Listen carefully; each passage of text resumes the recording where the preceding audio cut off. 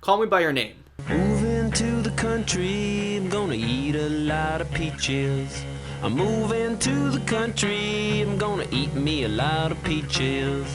The best vacation I took this past year was my honeymoon.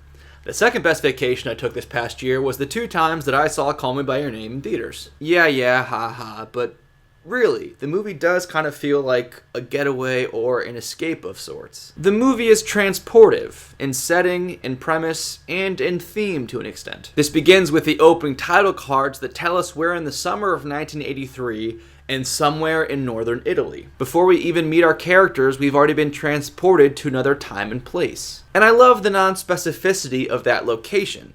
Even if you're watching this from somewhere in northern Italy, you're somewhere else in northern Italy, because you ain't here. I also think it gives it a bit of a mythical quality to the proceedings, like it's a legendary story that's been passed down and some of the details have gotten lost. And the characters themselves are transported too. Our setting is the summer home of a French-Italian-American family, where they spend their summers and Hanukkahs, a literal getaway for them. And the story begins with the arrival of Oliver, played by Armie Hammer, an American grad student who's there to assist the family patriarch, played by Michael Stahlberg, for 6 weeks of anthropological work. The first line of the movie is, which is how our main character Elio, played by Timothée Chalamet, announces Oliver's arrival. Elio doesn't think much of Oliver at first. Watch, this is how he'll say goodbye to us when the time comes.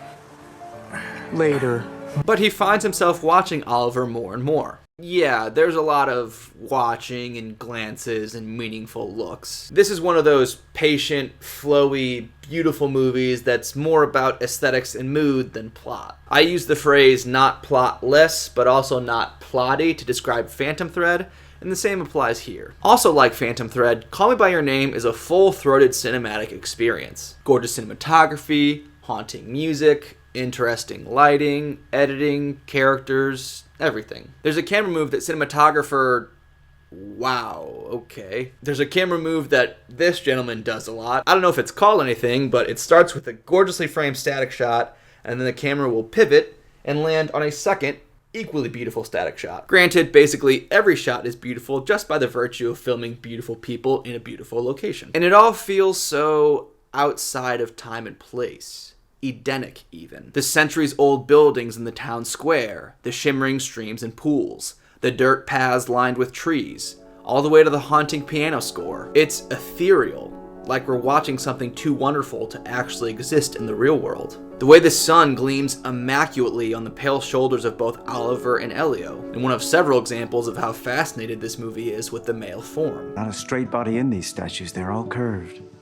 Sometimes impossibly curved, and so nonchalant, hence their ageless ambiguity, as if they're daring you to desire them.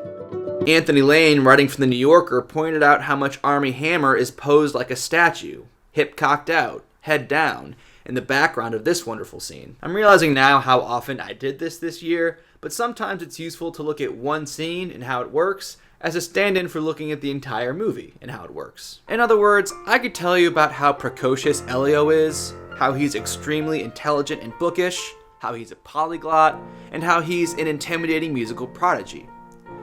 Or I could show you this scene. That sounds different. Did you change it? Well, I changed it a little bit. Why? I just played it the way Liszt would have played it if he'd altered Bach's version. Play that again. Play what again? The thing you played outside. Oh, you want me to play the thing I played outside? Please. I could tell you how intelligent and educated Oliver is as well, and how the two of them sort of feel each other out with this intellectual blustering, both testing the other and trying to impress the other. Or I could show you this exchange. I can't believe you changed it again. Oh, I changed it a little bit. Yeah, why? I just played it the way Busoni would have played it if he'd altered Liszt's version. And what is wrong with Bach, the way Bach would have played Bach's Bach never wrote it for the guitar. In fact, we're not even sure Bach wrote it Forget at all. I asked. I could tell you about the gorgeous compositions of the cinematography, of the use of background and foreground, of the natural sunlight cutting through the shadows and dancing on the semi-permanently shirtless torsos of the leads, of how the camera will often pivot from one gorgeous composition to a second one, as mentioned. Or I could show you this clip.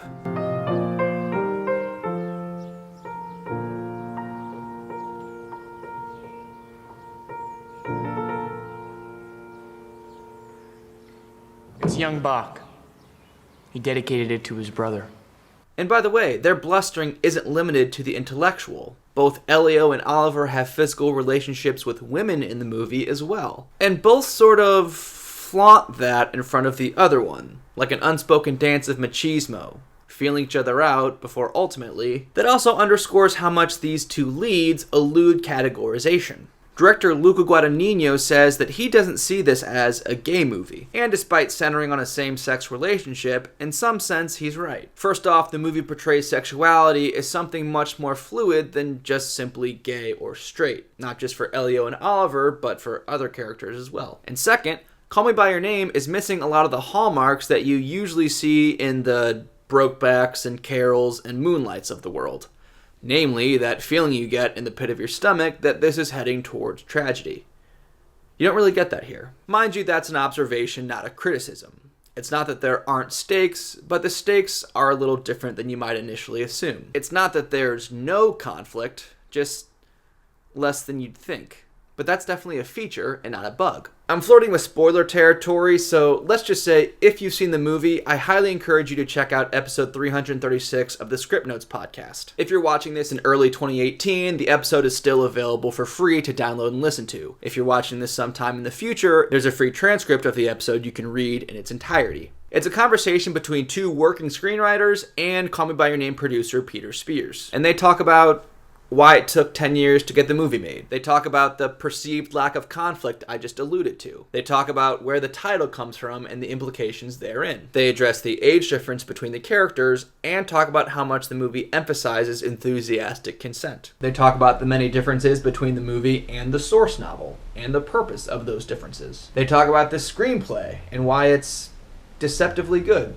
I mean, this is almost certainly going to win the Oscar for Best Adapted Screenplay. And even though the movie may not immediately strike you as a feat of writing necessarily, their spoiler-filled discussion was illuminating for me. My favorite anecdote from Peter Spears is that director Luca Guadagnino was originally brought on as a location scout, basically. He's Italian and they needed to find places in northern Italy to shoot. And then over the years, through various circumstances, he was brought on as a producer, and then as a co-director with screenwriter James Ivory, and then as the sole director, and here we are. I'll admit that I didn't have the transcendent experience with the movie that a lot of people seem to, but still, just calling it like I see it. Call Me By Your Name is 2 hours of magic. And just when the magic seems to be wearing off, we get our final two sequences, which I think elevate the movie to one of overwhelming power. Really, the whole movie's good, but I think those last two scenes is where we get most of the transcendence. More than anything else, I think the movie captures the excitement and terror of first love. How you find yourself in this new world of endless exciting possibilities, but you're really only concerned with the ones that include this particular person, and you're scared by how strongly you feel. There's a thematic push-pull of transience and permanence creeping in the background. Think about the statues, capturing a single moment in time that's long, long past, but also preserving and immortalizing that single fleeting moment. And here we have a movie that's, in some ways, outside of time and place, telling a story from decades ago while also somehow feeling impossibly modern. It documents a first love that plays out over the course of a fleeting summer, a fleeting moment, but it's preserved and immortalized in the hearts and minds of the people that lived it and felt it.